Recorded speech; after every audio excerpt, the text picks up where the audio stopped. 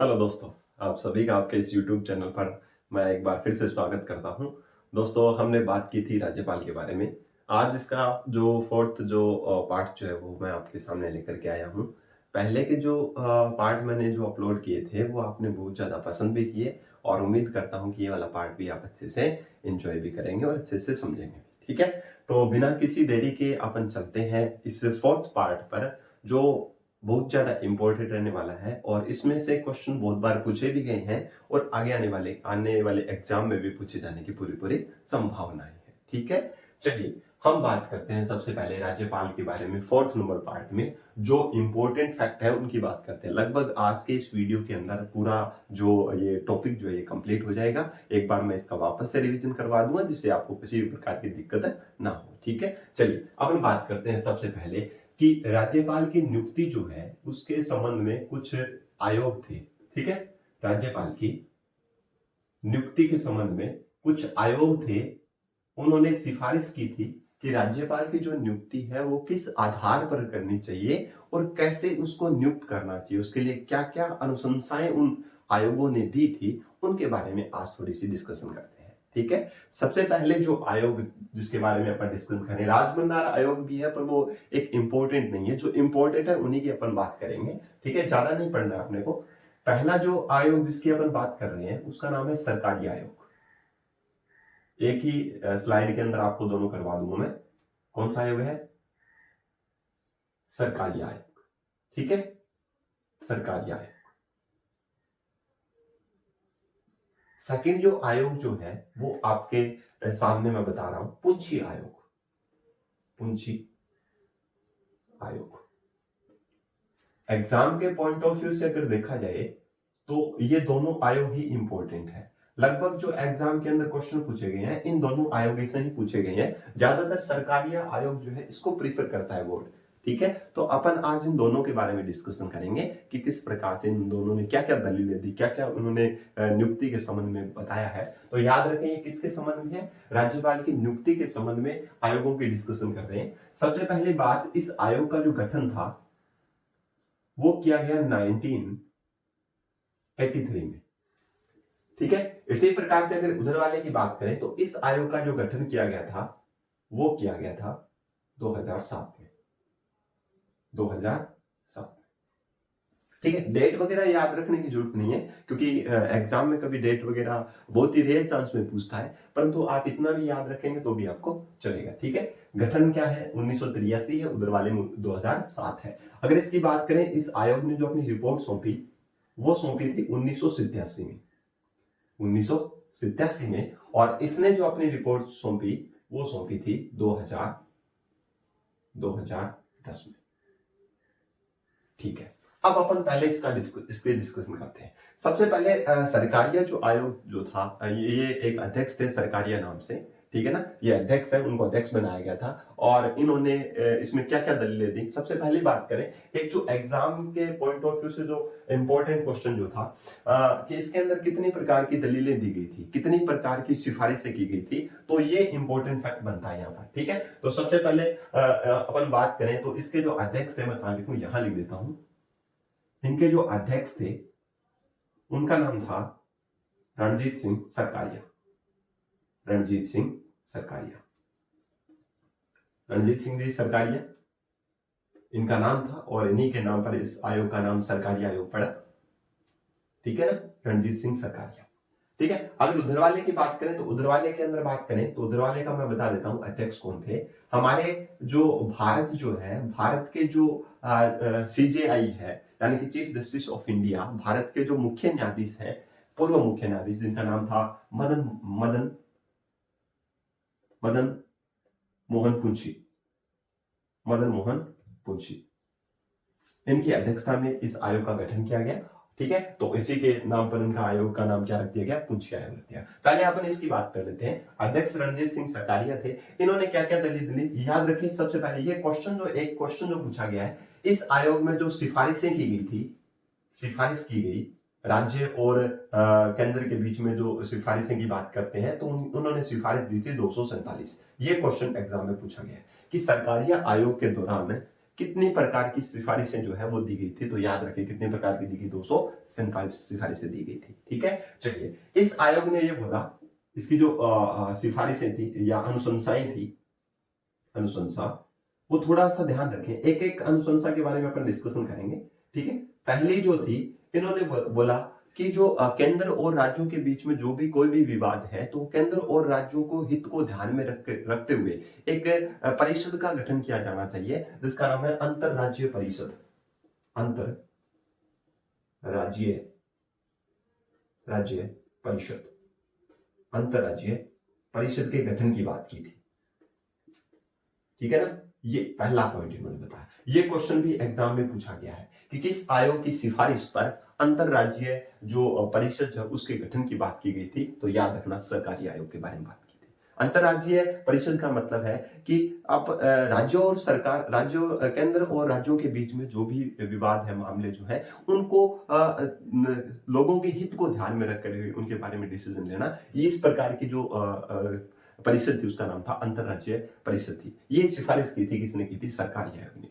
ठीक है, जिससे कि केंद्र और राज्यों के बीच में किसी प्रकार का टकराव ना हो। ठीक है, चलिए सेकंड जो है, सेकंड इन्होंने अनुशंसा की कि राज्यपाल का जो कार्यकाल है वो 5 वर्ष होना चाहिए। कितने वर्ष होना चाहिए? कार्यकाल की बात की थी 5 वर्ष, कार्यकाल कितना हो? 5 वर्ष हो, और 5 वर्ष से पूर्व, 5 वर्ष से पूर्व, याद रखिए 5 वर्ष हो, और 5 वर्ष से पूर्व राजनीतिक कारणों से ना हटाया जाए।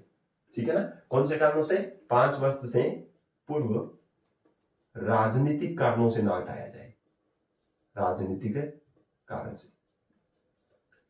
से न हटाए, राजनीतिक कारणों से न हटाए, ये बात की थी। ठीक है, दो बात समझ आ गई। सबसे पहली बात तो अंतरराज्यीय परिषद का गठन होना चाहिए। ठीक है, दूसरी बात कार्यकाल 5 साल होना चाहिए, और किसी भी राज्यपाल को 5 साल से पहले किसी भी पॉलिटिकल इशू के, ठीक है, राजनीतिक दबाव में, यानी कि मान लो कि राज्यों के अंदर सरकार मान लो किसकी है? बीजेपी की है। ठीक है, और सेंटर में मान लो कांग्रेस की है, तो कांग्रेस सेंटर की, जो सेंटर को पावर ज्यादा है, तो सेंटर, क्योंकि सेंटर का प्रतिनिधि होता है एक तरीके से राज्यपाल, तो जो सेंटर जो है, आगे ये नहीं होना चाहिए कि सेंटर के प्रेशर में जो राज्यपाल जो है, अगर सेंटर के या फिर राज्यों में कांग्रेस के साथ समन्वय करते हुए अगर वो कोई डिसीजन ले लेता है, और वो केंद्र सरकार को अगर वो चीज पसंद ना आए, तो केंद्र सरकार उस राज्यपाल को हटा दे। यानी कि इस प्रकार के पॉलिटिकल इशू की वजह से किसी भी राज्यपाल को नहीं हटाना चाहिए। मेरे कहने का मतलब यही है कि अगर कहीं भी विरोधाभास होता है सरकारों के बीच में आपस में, तो उसकी गाज जो है वो राज्यपाल पर नहीं गिरनी चाहिए। ये बात कही गई किसके अंदर? सरकारी आयोग में। ठीक है, तीसरी बात है, किसी भी व्यक्ति को, जो भी राज्यपाल बनता है, कोई भी व्यक्ति जो राज्यपाल है, वो राजनीतिक मामलों में सक्रिय नहीं होना चाहिए। यानी कि राजनीतिक दल से जुड़ा हुआ कोई भी व्यक्ति को राज्यपाल नहीं बनाना चाहिए, क्योंकि हो सकता है कि अगर आपने किसी भी राज्य के अंदर किसी भी ऐसे व्यक्ति को राज्यपाल आपने बना दिया जो राजनीति से जुड़ा हो, तो वो उस राज्य से संबंधित, मान लो कोई ऐसे व्यक्ति को बना दिया जो मान लो बीजेपी का है, एग्जाम्पल के लिए बता रहा हूँ आप, ठीक है, ध्यान से सुनेंगे, बीजेपी का है, और उस राज्य की जो सरकार है वो कांग्रेस की है, राज्यपाल बीजेपी दल से जुड़ा हुआ है, और उस राज्य की सरकार क्या है? कांग्रेस की है, तो उन दोनों में क्या होगा? मतभेद रहेंगे। राज्यपाल, एक बात हमेशा याद रखनी है कि राज्यपाल जो, उनके पास पावर बहुत ज्यादा होती है, सबसे ज्यादा पावर राज्यपाल के पास है, पर उनकी शक्तियों का जो प्रयोग है वो कौन करते हैं? मुख्यमंत्री महोदय करते हैं। ठीक है, हो सकता है मुख्यमंत्री महोदय कोई प्रस्ताव पास करके भेजे और राज्यपाल उसको अनुमति ना दे, या फिर उनको बीच में किसी प्रकार का टकराव पैदा हो जाए, तो इसलिए कहा गया है कि राजनीतिक मतभेद नहीं हो, इसलिए राज्यपाल को निष्पक्ष होना चाहिए। किसी भी राजनीतिक दल में सक्रिय वाला व्यक्ति को राज्यपाल घोषित ना किया जाए या ना बनाया जाए। ये बात कही थी किसने? सरकारी आयोग ने।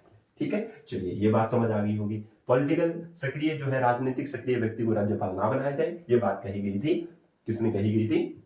सरकारी आयोग ने कही। उसके बाद में इन्होंने बोला कि अगर आप किसी भी व्यक्ति को राज्यपाल बना रहे हो, तो उस राज्य के संबंधित जो राज्य है जिसका आप उसको राज्यपाल बना रहे हो, संबंधित राज्य जो है उसके सीएम से परामर्श जरूर कर लें। सीएम से क्या कर लें? परामर्श कर लें, सलाह कर लें कि उनके बीच में आपस में कहीं ना कहीं बाद में कभी किसी टकराव की भावना पैदा नहीं हो जाए। इस प्रकार से पहले कोई भी अगर किसी भी राज्य के अंदर राज्यपाल को नियुक्त किया जाता है तो उस संबंधित राज्य के सीएम या मंत्रिपरिषद से सलाह ली जाए। ये बात कही गई थी किसके द्वारा? सरकारी आयोग के द्वारा। ठीक है, तो 4 ये पॉइंट जो है वो इंपॉर्टेंट पॉइंट है। मैं उम्मीद करता हूं कि आप सभी को इन चीजों के बारे में समझ में आ चुका होगा। ठीक है, समझ आ रही है बात? ठीक है, क्लियर होगी बात सभी को? ठीक है, ये 4 पॉइंट ध्यान में रखें। सबसे पहली बात, अंतरराज्यीय परिषद का गठन किया जाए। ठीक है, और कार्यकाल इनका 5 साल होना चाहिए। किसी भी राजनीतिक परिसर में इनको नहीं हटाना चाहिए। राजनीतिक सक्रिय व्यक्ति को भी राज्यपाल न बनाए, ये भी ध्यान रखें। और अगर किसी राज्य का राज्यपाल बना रहे हो तो उस राज्य के सीएम से एक बार सलाह मशवरा जरूर कर लें। ये थोड़ी सी आप बात ध्यान में रखेंगे। ठीक है, समझ आ गई बात सभी को? अब अपन बात करते हैं, अब अपन बात करेंगे यहां से, ये मेन पॉइंट है जो मैंने आपको बता दिए हैं। ठीक है, और इधर वाले के अगर पुंछी आयोग की बात करें तो पुंछी आयोग के बारे में मैं आपको बता देता हूं थोड़ा सा। ठीक है ना, क्लियर होगी बात सभी को? कब आया, गठन हुआ इसका 1983 में, रिपोर्ट इन्होंने दी 1987 के अंदर। अध्यक्ष रणजीत सिंह सरकारिया थे जिनके नाम से इस आयोग का नाम सरकारी आयोग पड़ा। 247 जो है वो सिफारिशें दी गई थी, ये क्वेश्चन पूछा गया है। अंतरराज्यीय परिषद का गठन इनके कहने से इन्होंने इस आयोग में कहा गया था अंतरराज्यीय परिषद का गठन किया जाना चाहिए और कार्यकाल 5 साल हो। राजनीतिक कारण से इनको नहीं हटाया जाए। राज्यपाल राजनीतिक कार्यों में सक्रिय नहीं होना चाहिए। राजनीतिक सक्रिय व्यक्ति को ना बनाए राज्यपाल संबंधित राज्य के सीएम के परामर्श से ही बनाया जाए। ये अनुशंसाएं की थी किसने? सरकारी आयोग ने। ठीक है, चलिए अब हम बात करते हैं अब किसके बारे में? पुंछी आयोग के बारे में। पुंछी आयोग का जो गठन था, अभी मैंने बताया, जो भारत के जो कौन थे? सीजीआई थे, यानी कि चीफ जस्टिस ऑफ इंडिया थे। उन्होंने इस आयोग का गठन किया था जिनका नाम था मदन मोहन पुंछी। मदन मोहन पुंछी जी ने क्या बात बताई? सबसे पहली बात तो आप ध्यान में सुनेंगे। मदन मोहन पुंछी जी ने पहली बात जो थी, यहां पर मैं लिख रहा हूं, पहली बात इन्होंने ये कही कि कार्यकाल तो 5 साल होना चाहिए। कार्यकाल कितना साल होना चाहिए? 5 साल होना चाहिए, ये निश्चित कर दो। इन्होंने बात कही कि ये कार्यकाल 5 साल निश्चित कर दिया जाए। ठीक है, 5 साल से पहले इसको नहीं हटाया जाए। दूसरी बात इन्होंने ये बोली कि जो भी राज्यपाल जो है, ठीक है ना, अब राज्यपाल जो है, पहले इन्होंने क्या बताया कि राज्यपाल को अगर कोई भी हटा रहे हैं के अंदर तो उसको महाभियोग के दौरान हटाना चाहिए। अब महाभियोग प्रक्रिया राष्ट्रपति के संबंध में बात करते हैं या फिर जस्टिस के संबंध में बात करते हैं तो उनको महाभियोग की प्रक्रिया के दौरान हटाया जाता है। तो महाभियोग प्रक्रिया जो है बहुत लंबी प्रोसेस है, तो हर केंद्र के पास इतनी बड़ी पावर नहीं होगी कि जिसकी वजह से राज्यपाल को हटाया जाए। तो इन्होंने बात की थी कि राज्यपाल जो है उसको महाभियोग से हटाया जाना सुनिश्चित करे।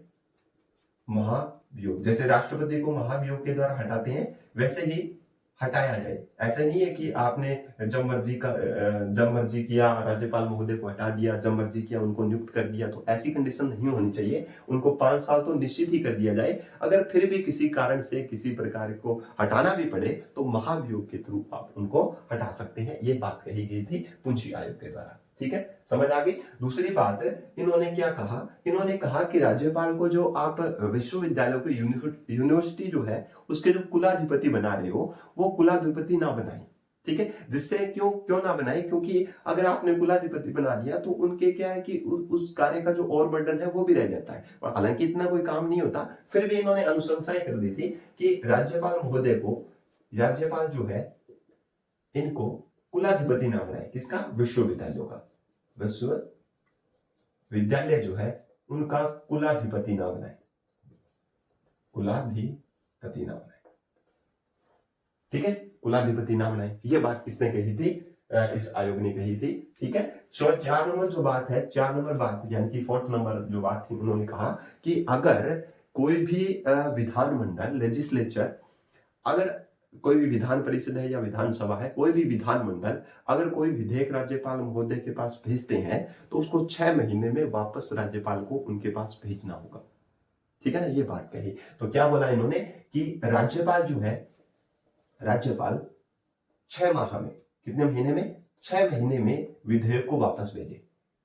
विधेयक को संबंधित सदन में वापस भेजे। ये बात कही। मान लो किसी भी सदन ने विधेयक को पास करके राज्यपाल महोदय जो है उनके पास भेज दिया।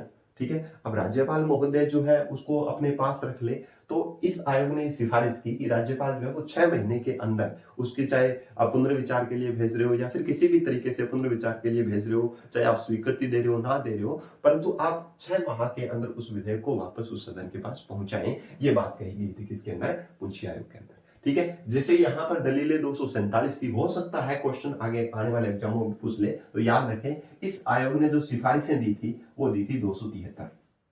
कितनी दी थी? 273 सिफारिशें दी थी। ये भी आप क्वेश्चन याद रखें। ठीक है। तो बस इतनी सी इंपॉर्टेंट चीजें थी तो मैंने आपको बता दी है। सबसे पहले हमने सरकारी आयोग के बारे में डिस्कशन किया। सरकारी आयोग 1983 में, रिपोर्ट 1987 में दी। मेरे साथ साथ आप गुनगुनाते रहिए। 1983 में गठन किया था और 83 में इन्होंने रिपोर्ट दी थी। इनका जो रणजीत सिंह सरकारिया थे, इनकी अध्यक्षता में आयोग बनाया गया था। ठीक है। उनके बारे में जो भी बातें हमने देख ली। पुंछी आयोग जो था 2007 में इसका गठन किया गया और इसने रिपोर्ट 2010 में दी थी। मदन मोहन पुंछी जो थे, इनकी अध्यक्षता में आयोग बनाया गया था। कार्यकाल 5 साल निश्चित कर दो। ठीक है। राज्यपाल को हटाओगे तो महाभियोग प्रक्रिया के दौरान हटाया जाए और राज्यपाल को किसी भी विश्वविद्यालय का कुलाधिपति ना बनाया जाए और अगर राज्यपाल के पास कोई विधेयक जाता है तो 6 माह के अंदर वापस उस सदन को भेजा जाए। ये बात कही गई थी पुंछी आयोग के दौरान। ठीक है। चलिए अब बात करते हैं, यहाँ पर आपके कंसेप्ट क्लियर हो चुके होंगे। ठीक है। अब बात करते हैं यहाँ से अपन थोड़ी सी फैक्ट की बात कर लेते हैं। ठीक है। सबसे पहले फैक्ट की बात करने से पहले मैं बता देता हूँ, राष्ट्रपति शासन की बात कर लेते हैं। राष्ट्रपति शासन की बात कर लेते हैं। ये क्वेश्चन पूछा गया, बहुत बार पूछा गया कि कौन से राज्यपाल कब थे कब नहीं थे। आर्टिकल 356 ये बोलता है किसी भी राज्य की संवैधानिक तंत्र की विफलता होती है या संविधान के खिलाफ किसी भी प्रकार का मुद्दा उठता है राज्य से संबंधित है, तो राज्यपाल महोदय राष्ट्रपति की सिफारिश पर उस राज्य में राष्ट्रपति शासन क्या कर सकता है? घोषित कर सकता है। तो आर्टिकल 356 में किसकी बात की गई है? राष्ट्रपति शासन की बात की गई है। राष्ट्रपति शासन। ठीक है। तो अगर बात करें अपन राजस्थान की परिप्रेक्ष्य से बात करें तो अब तक राजस्थान के अंदर 4 बार राष्ट्रपति शासन लग चुके हैं। कितनी बार? 4 बार। ये क्वेश्चन इंपॉर्टेंट हो जाता है, आपसे 1 नंबर में पूछ सकता है कि अब तक कितने राष्ट्रपति शासन लग चुके हैं, तो कितने लग चुके हैं? 4 बार लग चुके हैं। अगर बात करें कितने कौन कौन से कब कब लगे हैं तो ध्यान रखें, सबसे पहले लगा था 1967 में, 1967, फिर 10 साल बाद में 1977 में, फिर 3 साल बाद 1980 में और फिर लगा था 1992 या 93।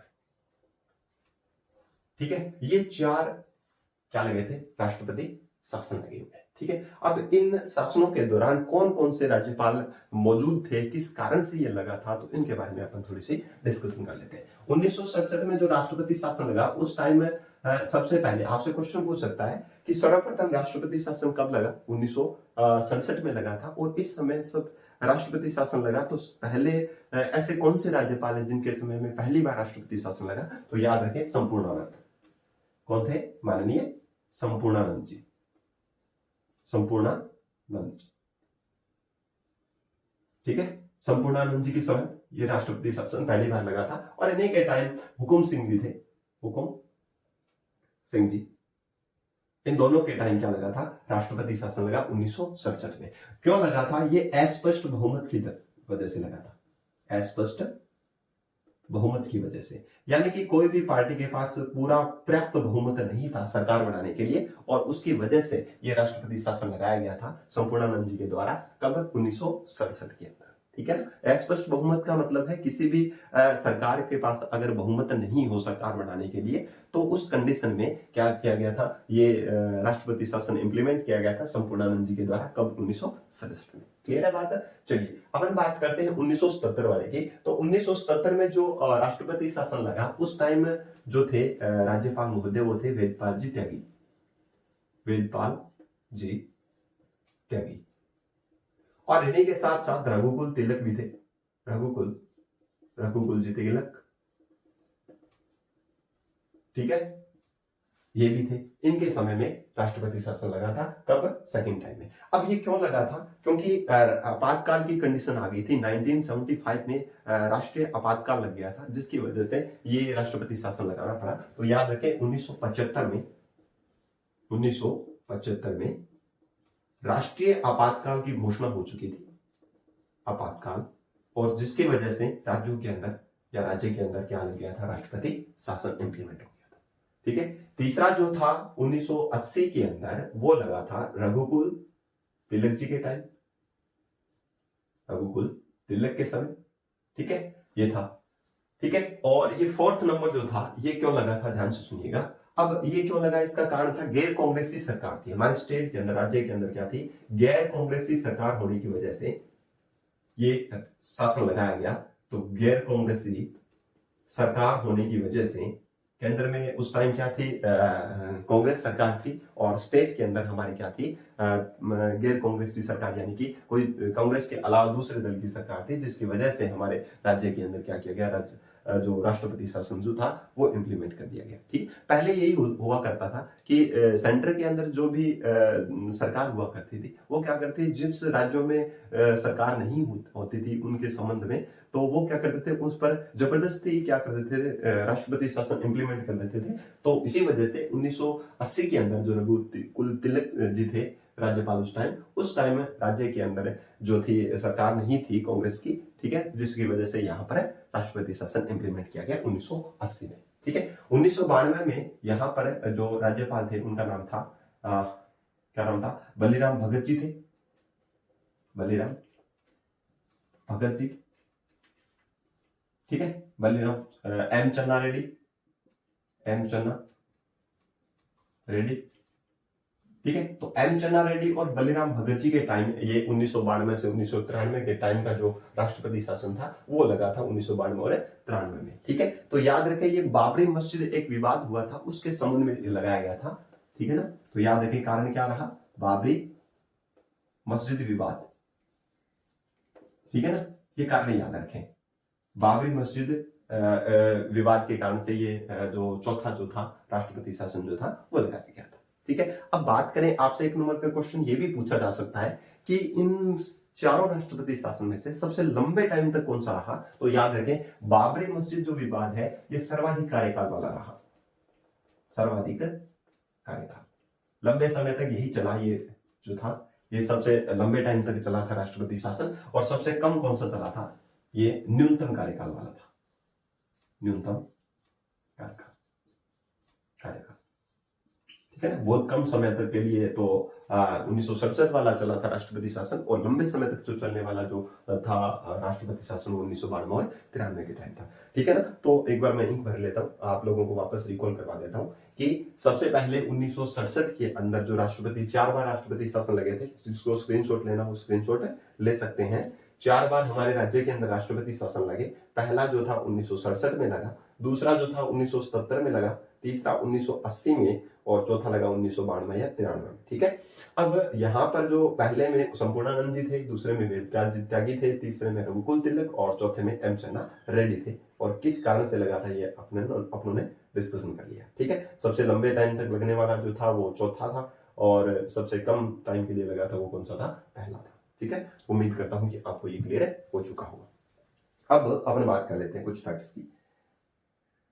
तो पहले वाले वीडियो में हमने बात की थी कि सबसे लंबा कार्यकाल राज्यपाल के रूप में सबसे लंबा कार्यकाल किसका रहा, तो उनका रहा, किसका रहा, अगर आपको रिकॉल है थोड़ी बहुत चीजें अगर आपको पहले वाली वीडियो से क्लियर हो चुकी है तो आप बता सकते हैं कि सर्वाधिक कार्यकाल जो था, फैक्ट की बात कर रहा हूं अभी मैं, सर्वाधिक कार्यकाल, ये क्वेश्चन कई बार एग्जाम में डायरेक्टली पूछ लिए जाते हैं। एक है न्यूनतम कार्यकाल, न्यूनतम, ये स्लाइड आपके लिए इंपॉर्टेंट रहने वाली है, ध्यान से सुन लें। सर्वाधिक कार्यकाल, सबसे लंबा जो कार्यकाल था वो किनका था, न्यूनतम कार्यकाल किनका था, याद रखें सर्वाधिक कार्यकाल था किसका, गुरुमुख, गुरुमुख माननीय गुरुमुख निहाल सिंह जी, गुरुमुख निहाल सिंह, एकमात्र सिख संप्रदाय के राज्यपाल हमारे थे गुरुमुख निहाल सिंह जी, इनका कार्यकाल सबसे लंबा था। दरबारा सिंह जी का, दरबारा सिंह, दरबारा सिंह, दरबारा सिंह जी का कार्यकाल जो था वो न्यूनतम कार्यकाल था, जिनकी पद पर रहते हुए मृत्यु हुई थी, आपको मैंने बताया था पहले भी। ठीक है, अब नेक्स्ट बात करें यहां पर प्रथम महिला राष्ट्रपति, प्रथम महिला प्रेसिडेंट, सॉरी राज्यपाल, गवर्नर हमारे राज्य की सबसे पहली महिला जो राज्यपाल थी उनका नाम क्या था? प्रतिभा देवी सिंह पाटिल। प्रतिभा पाटिल, जिन्होंने तब पद से क्या कर दिया था, इस्तीफा दे दिया था, प्रतिभा देवी सिंह पाटिल। ठीक है, नेक्स्ट अपन बात करें, अगर अपन बात करें तो यहां से प्रतिभा देवी सिंह पाटिल हो गया। अब इसके अंदर याद रखें कि प्रथम या सर्वाधिक कार्यकाल वाले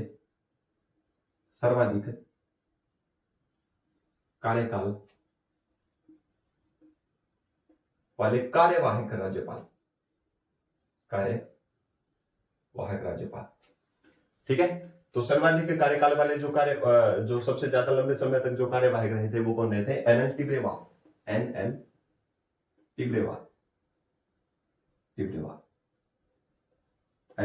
टिब्रेवाल रहे। न्यूनतम वाले मिलाप चंद्र जैन थे। न्यूनतम कार्यकाल वाले कार्यवाहक ये कौन रहे थे? याद रखेंगे, मिलाप चंद्र जैन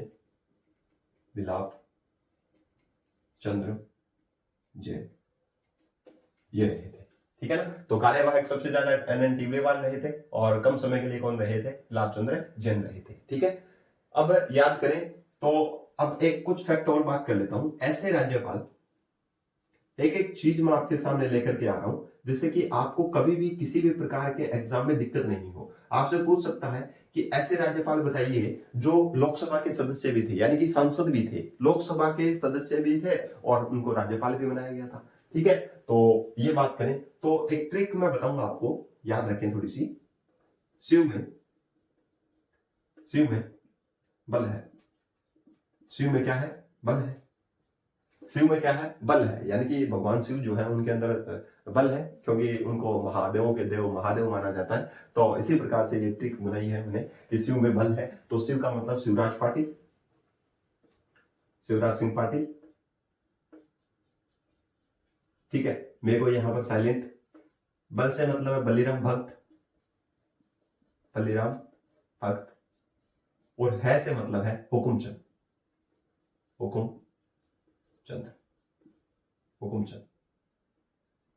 ठीक है, हुकुमचंद। तो याद रखें कि कौन कौन से हैं? हुकुमचंद नहीं, हुकुम सिंह है। हुकुम सिंह जी, अगर वहां भी लिखा है तो ध्यान दे लीजिएगा। ठीक है, तो ऐसे राज्यपाल जो लोकसभा के सदस्य भी रहे हैं उनमें कौन कौन से हैं? याद रखें, शिवराज सिंह पाटिल, शिव में बल है शिवराज सिंह पाटिल, और बल से बलिराम भक्त, और है से क्या हो गया? हुकुम सिंह। तो ये ऐसे राज्यपाल हैं तीन जो क्या रहे हैं? लोकसभा के सदस्य भी रहे हैं। ठीक है, अब बात करें यहां से, तो याद रह गया, ये स्लाइड थोड़ी सी देख लीजिए। सर्वाधिक कार्यकाल गुरुमुख निहाल सिंह जी, न्यूनतम कार्यकाल दरबारा सिंह जी, प्रथम महिला राज्यपाल प्रतिभा देवी सिंह पाटिल, सर्वाधिक कार्यकाल वाले कार्यवाहक जो राज्यपाल रहे वो एनएल टिब्रेवाल रहे, न्यूनतम कार्यकाल वाले कार्यवाहक रहे मिलाप चंद्र जैन, और राज्यपाल ऐसे जो लोकसभा सदस्य रहे उनका नाम है शिवराज सिंह पाटिल, बलिराम भक्त और हुकुम सिंह। ठीक है, क्लियर है बात सभी? अब देखिए, अब आपने ये बोल दिया कि अभी मैंने बताया कि आपको कि राज्यपाल के रहे, तो कुछ ऐसे भी राज्यपाल रहे हैं जो दोनों सदनों के सदस्य रहे हैं, राज्यसभा के भी रहे हैं और लोकसभा के रहे हैं। तो कई बार ये क्वेश्चन भी आने वाले एग्जाम में पूछा जा सकता है, क्योंकि आरपीएससी का जिस तरीके से ट्रेंड हो चुका है, या कर्मचारी चयन बोर्ड का जैसे ट्रेंड हो चुका है, तो उस हिसाब से आप देख लीजिए कि किसी भी हद तक ये जा सकती है। मेरिट बहुत ज्यादा हाई चढ़ रही है, इसकी वजह से आरपीएससी या फिर कर्मचारी चयन बोर्ड या फिर जो भी बोर्ड एग्जाम कंडक्ट करवा रहा है वो कोशिश ये करेगा कि आपको कहीं ना कहीं इस मेरिट को नीचे लाया जाए। तो आपको उसी तरीके से उसी लेवल की तैयारी करनी है। तो ध्यान से सुनेंगे, ऐसे राज्यपाल जो लोकसभा के भी प्लस राज्यसभा के भी सदस्य रहे, राज्यसभा के भी, ये कौन? राज्यपाल। ऐसे राज्यपाल महोदय कौन कौन से हैं जो लोकसभा और राज्यसभा दोनों के सदस्य रहे हैं? ऐसे नहीं है कि एक ही सदस्य, दोनों ही सदन के सदस्य रहे हैं। तो याद रखें, सबसे पहले जो राज्यपाल है, इनकी ट्रिक चलो मैं आपको बता ही देता हूं। प्रतिमा का जोगी, प्रतिमा का जोगी याद रखें। प्रतिमा का जोगी, ये ट्रिक है, प्रतिमा का जोगी याद रखें। प्रति का मतलब है प्रतिभा देवी सिंह पाटिल, प्रतिभा देवी सिंह पाटिल याद रख लेंगे। मां से है मार्गरेट अल्वा, और का से मतलब है कलराज मिश्र, जो हमारे पूर्व क्या थे, राज्यपाल थे, कलराज मिश्र जी। और जोगी से जोगिंदर सिंह जी, जोगिंदर सिंह जी, जोगिंदर सिंह जी। तो ये 4 ऐसे राज्यपाल हैं जो क्या है, राज्यसभा और लोकसभा दोनों के सदस्य रहे हैं। तो आप थोड़ा सा ध्यान रखें, ठीक है। क्लियर होगी बात सभी को? हाँ, तो ये थोड़ी सी चीजें ध्यान रखें कि कौन कौन से राज्यपाल हैं, कौन कौन से लोकसभा के सदस्य हैं, जिसमें लोकसभा के सदस्य की मैंने ट्रिक अभी आपको बताई थी। शिव में बल है, ठीक है, शिवराज सिंह पाटिल, बल्लेराम भगत जी, और है से हुकुम सिंह, हाँ हुकुम सिंह जी, ठीक है। अब बात करें यहाँ से दूसरी लोकसभा और राज्यपाल दोनों के सदस्य रहे ऐसे राज्यपाल महोदय थे प्रतिभा का जोगी, तो प्रतिभा देव सिंह पाटिल, मार्गरेट अल्वा, जोगेंद्र सिंह जी और कलराज मिश्र जी, ठीक है। तो ये चीजें आपको ध्यान में रखनी है कि कौन से किस प्रकार से, ये फैक्ट वाले क्वेश्चन है जो डायरेक्टली एग्जाम में पूछे जा सकते हैं, तो आप थोड़ा सा इनके बारे में भी अवेयर दीजिए, ठीक है। तो आज इस क्लास के अंदर मैंने आपको सारा का सारा जो मैटर जो था राज्यपाल से संबंधित पूरी डिटेल वीडियो बनाई है। मैंने ये टारगेट किया है कि आपका एक भी क्वेश्चन गलत नहीं होना चाहिए। आपने देखा होगा यूट्यूब पर बहुत सारी क्लासेस भी पड़ी हैं, उनमें ऐसे ऐसे फैक्ट करवाए जा रहे हैं जो एकदम इजी है, जो हर एक करवाते हैं, ठीक है ना। तो आजकल ट्रेंड क्या बना हुआ है कि यूट्यूब वाले ये प्रयास करते हैं कि आपको वो चीजें पढ़ाई जाए जो सभी को आती हो। अगर मैं ये क्लास डाल रहा हूं, आपको मैंने 4 वीडियो डाले हैं, इसमें कुछ ऐसे फैक्ट होंगे जो जिनके बारे में आप जानते ही नहीं होंगे। आज की ही स्लाइड में देख लीजिए, आपको इसमें बहुत सारे फैक्ट ऐसे मिल जाएंगे जो आप आज तक नहीं जानते हैं कि वास्तव में ऐसे भी क्वेश्चन एग्जाम में पूछे जा सकते हैं क्या। और मैंने बता दिया, अभी आपको बताया मैंने कि वो वरिष्ठ अध्यापक का शायद एग्जाम था, ठीक है, सेकंड ग्रेड का कोई एग्जाम था, या फिर असिस्टेंट प्रोफेसर का था, इस हिसाब से कोई एग्जाम था जिसके अंदर से वो सरकारी आयोग वाली सिफारिश से पूछी गई थी। तो आप ये मान के चलिए कि इस किस प्रकार से आरपीसी का ट्रेंड चेंज हो रहा है, तो आपको उसी ट्रेंड के मुताबिक कार्य करना होगा। क्योंकि हम कई बार तैयारी तो वैसे करते चले जाते हैं कि हमें सब कुछ आता है, पर कई बार एग्जामिनर जो है वो वहां से क्वेश्चन पूछ लेता है जो हम पढ़ के नहीं चाहते हैं। तो मैंने इन 4 वीडियो में पूरा प्रयास किया है कि आपको हर एक पॉइंट को टच करते हुए कि आपका क्वेश्चन गलत नहीं हो जाए। इसीलिए तो मैंने पुंछी आयोग के सिफारिशों के बारे में बताया कि कितनी सिफारिशें दी थी, 273 सिफारिशें दी थी। क्यों बताया मैंने? क्योंकि हो सकता है कि सरकारी आयोग की सिफारिश से पूछी, तो हो सकता है पुंछी आयोग की सिफारिश से पूछ लें, क्योंकि पुंछी आयोग सभी को पता है कब आया था, क्यों आया था, सरकारी आयोग के बारे में पता है, पर ये सिफारिशें बहुत कम याद रहती है। और कम लगभग कोचिंग वाले भी प्रयास यही करते हैं कि जो फैक्ट आपको आता है वही फैक्ट करवाते हैं, क्योंकि जिससे ज्यादा से ज्यादा वीडियो को लाइक करो, शेयर करो, क्योंकि वो तो चीजें अपने को आती है। बात वहां आके अटकती है कि जो चीजें हमें नहीं आती है वो चीजें पढ़ी जाए, पर ट्रेंड है भाई, क्या कर सकते हैं। लोग चाहते हैं कि ज्यादा से ज्यादा व्यूज आए, ज्यादा से ज्यादा शेयर किए जाएं, और आप उन चीजों को पसंद करो, क्योंकि जो चीजें हमें आती है ना, अगर वो चीज हम देखते हैं तो हमें लगता है यार हम तो बहुत कुछ आता है, ठीक है ना। तो वो चीजें थोड़ी सी रहती है, तो थोड़ा सा ध्यान रखें, ये चीजें भी आप क्लियर कर लें। तो एक बार वापस से आपका थोड़ा सा आर्टिकल्स के बारे में थोड़ा सा ब्रीफ रिवीजन कर रहा हूं। चलिए अब हम बात करते हैं। सबसे पहले हमने देखा था कि 153 जो है उसके अंदर क्या बात की गई थी, किसी भी राज्य का एक राज्यपाल होगा। मैं एक एक फैक्ट बता रहा हूं, अभी आप सुनते जाना। 153 में क्या बोला था, किसी भी राज्य का एक राज्यपाल होगा। अगर 2 या 2 से अधिक राज्यों का राज्यपाल होता है तो किसमें बताया गया था, 7वें कॉन्स्टिट्यूशन अमेंडमेंट 1956 के दौरान ये बात कही गई थी कि 2 या 2 से अधिक राज्यों का राज्यपाल भी हो सकता है, पर उसको वेतन और भत्ते जो है वो राष्ट्रपति के द्वारा निर्धारित किए जाएंगे, उसी के आधार पर मिलेंगे, ठीक है। तो 7वां कॉन्स्टिट्यूशन अमेंडमेंट भी इसी के अंदर संशोधन करके बनाया गया था, ठीक है। अब बात करें 154 नंबर आर्टिकल ये बोलता है राज्यपाल की किसके बारे में बताता है कि कार्यपालिका शक्ति जो है वो राज्यपाल के अंदर निहित होती है, मतलब सारे काम जो है राज्यपाल के नाम से ही किए जाते हैं। तो कार्यपालिका शक्ति का प्रमुख जो होता है वो राज्यपाल होता है, पर वास्तविक कार्यपालिका प्रमुख सीएम होते हैं, ये बताया मैंने, ठीक है। आर्टिकल 155 जो है वो ये बोलता है राज्यपाल की नियुक्ति के संबंध में बोलता है कि राज्यपाल की नियुक्ति जो है वो राष्ट्रपति महोदय करेंगे, और किसकी सिफारिश पर करेंगे, केंद्रीय मंत्रिमंडल की सिफारिश पर करेंगे, जिसका प्रधान जो है, केंद्रीय मंत्रिपरिषद का प्रधान जो है वो कौन होता है, प्रधानमंत्री महोदय होते हैं। तो याद रखें ये आर्टिकल 155 में बात की गई थी, ठीक है। अब नियुक्ति के संबंध में 2 आयोग थे, वो मैंने आपको बता दिया, एक सरकारी आयोग और एक है पंचायत, 2 ही पढ़ने, उसके अलावा नहीं पढ़ना। अब 156 के अंदर मैंने बोला 5 या 6 कार्यकाल होता है, ठीक है। तो राज्यपाल का जो कार्यकाल है वो 5 वर्ष का होता है, परंतु बात यह है कि उसके अंदर 2 चीजें लिखी है, राष्ट्रपति के प्रसाद पर्यंत बने रह सकते हैं। इसका मतलब साफ है कि राष्ट्रपति चाहे तो उनको पद से हटा सकते हैं, त्याग पत्र भी वो राष्ट्रपति को देते हैं, और हटाने की जो प्रक्रिया है वो महाभियोग प्रक्रिया के द्वारा बताया था उस आयोग ने। तो ठीक है, राष्ट्रपति महोदय ही हटा सकते हैं। तो याद रखें, त्याग पत्र भी राष्ट्रपति महोदय को ये देते हैं। कार्यकाल भी 5 साल का होता है। दूसरी बात इसमें लिखी गई, प्रसाद पर्यंत रहते हैं। दोनों बात देखो, दो चीजें कही है। एक तो कार्यकाल 5 साल बता दिया, दूसरे कॉन्स्टिट्यूशन में यह भी लिख दिया गया कि प्रसाद पर्यंत रहते हैं। इसका मतलब सेंट्रल गवर्नमेंट के प्रेशर में होकर के राज्यपाल को पद से बेतुके तरीके से हटाया भी जा सकता है। ये दोनों दो विरोधाभास की चीजें कही, तभी तो बीच में कुछ सुप्रीम कोर्ट की दलीलें आई, जिसकी वजह से ये सुनिश्चित किया गया कि राज्यपाल को इस तरीके से न हटाया जाए। तभी तो ये पूंछी आयोग, सरकारी आयोग, इनका काम पड़ा ना कि राज्यपाल को ऐसे मतलब राजनीतिक मामलों के कारण या फिर राजनीतिक दबाव में उनको नहीं हटाया जाना चाहिए, तभी आया था। क्योंकि कॉन्स्टिट्यूशन में तो साफ लिखा 5 साल हो या फिर 5 साल भी होने चाहिए और राष्ट्रपति के प्रसाद पर्यंत। तो राष्ट्रपति के प्रसाद पर्यंत होगी, इसका मतलब केंद्रीय मंत्रिपरिषद की सलाह पर उनको हटाया भी जा सकता है। तो ये चीजें उन्होंने बात की थी, ये देख लीजिए। ठीक है, 157 में बात की गई थी राज्यपाल की जो योग्यता है, जिसमें भारत का नागरिक हो 35 साल की आयु हो, कि ऐसे व्यक्ति को राज्यपाल बनाया जा सकता है, नियुक्त किया जा सकता है। 158 में बात की गई थी, इनकी शर्तों की बात की गई थी। किसी भी विधानमंडल का सदस्य नहीं होना चाहिए, लाभ के पद पर काम नहीं करना चाहिए। 2 बातें बताई गई थी, यानी कि विधानमंडल की जरूरत नहीं है, किसी भी दल का सदस्य नहीं है तो नहीं होना चाहिए, ना तो सेंट्रल गवर्नमेंट के किसी सदन का सदस्य हो, ना ही राज्य के किसी भी सदन का सदस्य हो, ना कोई लाभ का पद धारण करे। ये आर्टिकल 158 बोलता है। 159 में शपथ के बारे में बात की गई थी। ठीक है, ओथ के बारे में बात की गई थी। शपथ क्या है कि राष्ट्रपति महोदय जो है उनको नियुक्त तो करेंगे, पर शपथ दिलाएंगे। हाई कोर्ट के जो मुख्य न्यायाधीश है या फिर उनके कोई वरिष्ठ न्यायाधीश है, वो उनको क्या दिलाएंगे, शपथ दिलाएंगे। ये आर्टिकल 159 में कहा गया। ठीक है, 161 में 160 को मैंने नहीं पढ़ा आपको, 161 बताया मैंने। इसमें क्षमादान की शक्ति है, मैंने आपको बताया कि क्षमादान की शक्ति है। उस क्षमा को उसकी प्रकृति को बदल सकते हैं, दंड की प्रकृति को, उस सजा को कम कर सकते हैं। ठीक है, मतलब ये चीजें राज्यपाल महोदय कर सकते हैं, परंतु 2 चीजों में, मृत्युदंड की सजा जो है वो कम नहीं कर पाएंगे, और कोर्ट मार्शल जो है, सैन्य मामलों से संबंधित जो कोई भी मामला है तो उसको भी माफ करने की पावर राज्यपाल महोदय के पास नहीं है।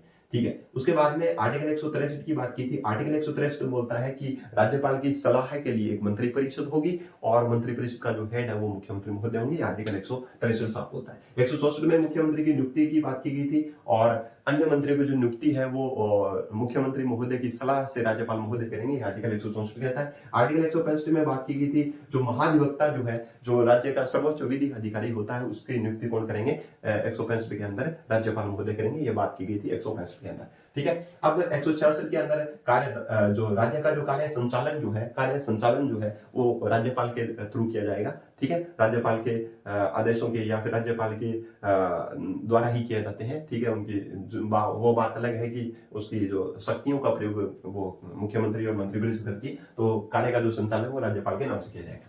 ठीक है, उसके बाद में बात करें 167 के अंदर, तो इसमें सलाह की बात की गई है या मुख्यमंत्री का कर्तव्य की बात की गई है कि मुख्यमंत्री महोदय जो है वो क्या करेंगे, अगर कोई राज्यपाल प्रशासन से संबंधित या कानून से संबंधित या विधायिका से संबंध में कोई भी अगर जानकारी मांगता है, तो मुख्यमंत्री बाध्य है कि उनको राज्यपाल को सूचना देनी ही होगी। आर्टिकल 167 साफ होता है। ठीक है, अब 167 हो गया। अब इसके बारे में एक और अपनों ने देखी थी, क्या देखी थी, 171 के बारे में हमने देखा। आर्टिकल 171 ये साफ बोलता है कि अगर किसी भी राज्य में विधान परिषद है तो उसके अंदर क्या होगा, 1/3 जो सदस्य है विधान परिषद के अंदर, 1/3 जो सदस्य है वो राज्यपाल महोदय के द्वारा क्या किए जाएंगे, नॉमिनेट किए जाएंगे, या फिर क्या बोल सकते हैं उनको, 1/3 नहीं, 1/6 सदस्य, ध्यान रखें। तो विधान परिषद के अंदर 1/6 सदस्यों को मनोनीत कौन करेंगे, राज्यपाल महोदय करेंगे। कितने शर्तों पर, 4-5 शर्तों पर, कला, साहित्य, विज्ञान, सहकारिता आंदोलन और समाज सेवा, इसके आधार पर इनकी मनोनीत किए जाएंगे विधान परिषद के अंदर। ठीक है, अब बात करें इसके अंदर 175 और 176 के अंदर बात करें। ठीक है, दोनों बता देता हूं। इनमें विशेष अभिभाषण की बात की गई है, इसमें अभिभाषण की बात की गई है, राज्यपाल महोदय के अभिभाषण की बात किसमें की गई है, इसके अंदर की गई है, तो याद रखें। ठीक है, ये दोनों बता रहा हूं मैं। 174 है गया। 174 में क्या बात की गई है कि विधानसभा जो है, लेजिस्लेटिव असेंबली है, उसके सत्र को आहूत करना, उसके सत्रावसान करना और विघटन की बात की इसमें की गई, आर्टिकल 174 में बात की गई है। तो ये थोड़ा सा ध्यान रखेंगे। ठीक है, समझ आ गई बात सभी को। अब आर्टिकल 192 पढ़ाया मैंने बोला कि किसी भी विधानमंडल का कोई सदस्य निर्योग्य है या अयोग्य घोषित किया जाता है तो राज्यपाल महोदय जो है उसका ही निर्णय अंतिम होगा और किसकी सलाह से, निर्वाचन आयोग की सलाह से राज्यपाल महोदय डिसाइड करेंगे कि ये व्यक्ति जो है वो विधानमंडल के अंदर योग्यता रखता है या फिर नहीं रखता है, तो उसका निर्णय अंतिम माना जाएगा। आर्टिकल 192 में साफ शब्दों में कहता है। ठीक है, उसके बाद में हमने देखा विधेयक पर अनुमति के संबंध में बात की गई थी। ठीक है, वो स्वीकृति दे भी सकता है, स्वीकृति ना भी दे सकता है, या फिर पुनर्विचार के लिए भेज सकता है, या राष्ट्रपति महोदय के लिए आरक्षित रख सकता है। अगर राष्ट्रपति महोदय के लिए आरक्षित रख लिया तो उस पर राष्ट्रपति महोदय की शर्तें शुरू हो जाती है। 201 के अंदर राष्ट्रपति महोदय उसको स्वीकृति दे सकते हैं, ना भी दे सकते हैं। ठीक है, पुनर्विचार करने के लिए भी भेज सकते हैं। ठीक है ना, तो ये पावर किसके पास है? राष्ट्रपति महोदय के पास आ जाती है आर्टिकल 201 के अंतर्गत। ठीक है, मैंने आपको बताया धन विधेयक जो है उसके संबंध में पुनर्विचार हेतु राज्यपाल महोदय नहीं भेज पाएंगे क्योंकि उनके पास ऐसी पावर नहीं है, क्योंकि धन विधेयक जो है राष्ट्रपति के राज्यपाल के पूर्व अनुमति से पहले उनसे पूछा जाता है, फिर धन विधेयक लोकसभा में विधानसभा में लाया जाता है। तो इसलिए वो पावर, पुनर्विचार वाली पावर धन विधेयक के संबंध में राज्यपाल की नहीं है। चलिए, आर्टिकल 202 ये बोलता है कि वार्षिक बजट की बात की गई थी। ठीक है, जो भी वार्षिक बजट है सरकार का एक साल के अंदर क्या क्या कहाँ खर्च किया, कहाँ उसको आमदनी हुई, तो ये सारा जो विवरण है वो आर्टिकल 202 के तहत राज्यपाल महोदय सदन के समक्ष रखवाएंगे, आर्टिकल 202 के अंतर्गत। उसके बाद हमने बात की आर्टिकल 356 के अंदर। आर्टिकल 356 साफ शब्दों में बोलता है कि यहाँ राष्ट्रपति शासन की बात की गई है। अगर राज्य के अंदर कभी भी संवैधानिक तंत्र की विफलता हो जाती है, संविधान के उल्लंघन होता है किसी भी राज्य के अंदर, तो वहां पर राज्यपाल जो है वो राष्ट्रपति की सिफारिश से राष्ट्रपति शासन क्या कर सकते हैं? इंप्लीमेंट कर सकते हैं। मैंने बताया भी आपको राष्ट्रपति शासन अब तक राजस्थान में 4 बार लग चुका है। पहला संपूर्णानंद जी के टाइम, दूसरा लगा किसके टाइम? वेदपाल जी त्यागी के समय, तीसरा रघुकुल तिलक, चौथा एम चन्ना रेड्डी के टाइम में। ठीक है, 1967, 1977, 80, 1992, ये 4 बार। ठीक है, ये चीजें हमने देखी आर्टिकल 356 के अंदर। ठीक है, बात समझ में आ गई। उसके बाद में हमने देखा एक आर्टिकल 333 देखा। हमने बात की कि 104वां संविधान संशोधन कॉन्स्टिट्यूशन अमेंडमेंट हुआ था 2019 में। उससे पहले 333 के तहत क्या होता था? एक एंग्लो इंडियन लोकसभा के अंदर क्या किया जाता, मनोनीत किया जाता था राज्यपाल महोदय के द्वारा। एंग्लो इंडियन, ऐसे एंग्लो इंडियन जो विदेश के हैं और जो राज्य में रह रहे हैं पर उनके पूर्वज कभी ना कभी राज्यों से संबंध रखते थे, तो ऐसे व्यक्ति को एंग्लो इंडियन कहते हैं। और उनकी नियुक्ति, एक व्यक्ति की नियुक्ति 333 आर्टिकल के तहत राज्यपाल महोदय करते थे, परंतु इसको हटा दिया गया 104वां कॉन्स्टिट्यूशन अमेंडमेंट 2019 के थ्रू। ठीक है, इस चीज को हटा दिया गया, ये याद रखें। ठीक है, तो ये बातें जो थी वो हमारे राज्यपाल से संबंधित कुछ बातें थी जिनके बारे में अपनों ने डिस्कशन किया। उम्मीद करता हूं आपको मैंने बताया कि महिला राज्यपाल कितनी थी, तीन थी। कौन कौन सी थी? प्रतिभा देवी सिंह पाटिल थी, प्रभा राव थी और मार्गरेट हलवा थी। ठीक है, पद पर रहते हुए मृत्यु किसकी हो गई थी? प्रभा राव की हो गई थी। पहली महिला राज्यपाल प्रतिभा देवी सिंह पाटिल थी। और बाकी जो चीजें थी वो अपनों ने डिस्कशन कर ली। तो उम्मीद करता हूं कि आज का सेशन आपको बहुत ही शानदार लगा होगा। मैंने आज 3 जो क्लास जो है, तीनों क्लासों का एक बार वापस से ब्रीफ रिवीजन करवा दिया है। ठीक है, अगर आपको वास्तव में इस क्लास के अंदर कुछ बेनिफिट हुआ है, आपको लगता है कि हमने बाकी चैनल के से भी ज्यादा इस चैनल के अंदर बहुत कुछ सीखने को मिला है, तो ज्यादा से ज्यादा बच्चों तक शेयर करें और ऐसे इस चैनल को प्यार और सपोर्ट करते रहें। तब तक के लिए अपन मिलेंगे कल एक नई क्लास के साथ जिसमें अपन पढ़ेंगे मुख्यमंत्री और मंत्री परिषद, जिसके अंदर बहुत शानदार फैक्ट मैं आपको करवाऊंगा। ऐसे अनछुए फैक्ट के बारे में डिस्कशन करूंगा जो आपने आज तक नहीं पढ़े हैं और आप इन 3 क्लासों से अंदाजा लगा सकते हैं कि आपने आज तक जितनी भी स्टडी की है, जहां भी जिस भी प्लेटफॉर्म पे आप पढ़ के आए हो, वहां पर और इस क्लास में कितना डिफरेंस है, ये आप इन 3-4 क्लास देख के आप अंदाजा लगा सकते हो। तब तक के लिए मैं आपको सभी को शुभकामनाएं देता हूं। आपके आगामी भविष्य के लिए बहुत बहुत बधाई देता हूं कि आप जल्द से जल्द किसी भी गवर्नमेंट एग्जाम में सिलेक्ट हो और अपने गांव का, परिवार का, सभी का नाम रोशन करें। तब तक के लिए मिलते हैं नेक्स्ट वीडियो में। तब तक के लिए जय हिंद, जय भारत।